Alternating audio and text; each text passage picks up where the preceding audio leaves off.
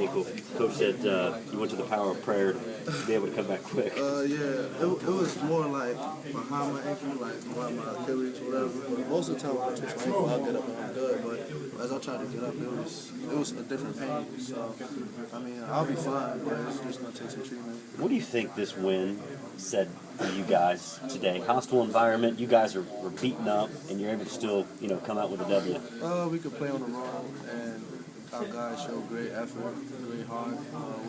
Our intensity picked up. We stuck in there. We had to gut this one out. This wasn't going to be an easy win. We all knew that coming in. And we're just really proud of ourselves now that we could go home and came up on a big road victory. Coach said he got into you guys pretty good at halftime, not getting the ball to Shane. He was upset about that, and you guys kind of made a concerted effort in the second half. Yeah, definitely. Considering the fact that he had the matchup as far as quickness, and he could do some things down there on the block. So when we come out, we just have to give him a look. And Coach felt like we wasn't really giving him that look, but we made an effort to try and come down and get him the rock every time possible. So I think we did a pretty good job with that.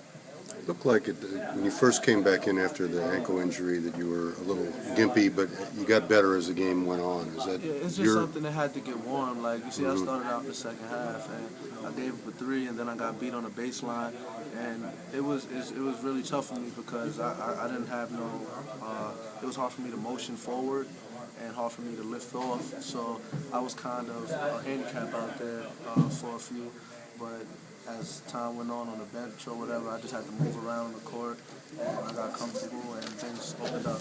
Do you like these kind of venues where it's a raucous crowd and they're yelling at you and talking some trash? I'm one of the, I love venues like this, mainly because of where I come from.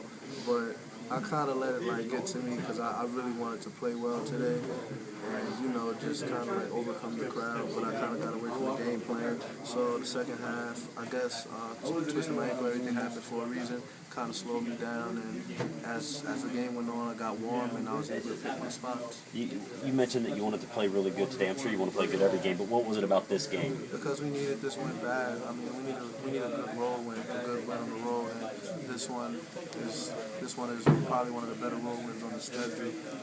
Not taking no credit from Missouri because that was more of a neutral site, but getting this one on the road was great for us. When you're shooting those free throws at the end, the fan is yelling at you about tattoos, and you actually looked over and acknowledged. What were you thinking? I wanted to know what he said. I was just interested in what he said. He said he's Your yelling at brother has more tattoos than you do. That's why I looked over. I was wondering what he said, and if I could hear him over 1 million people, and he kind of stood out to me, so I wanted to know who it was.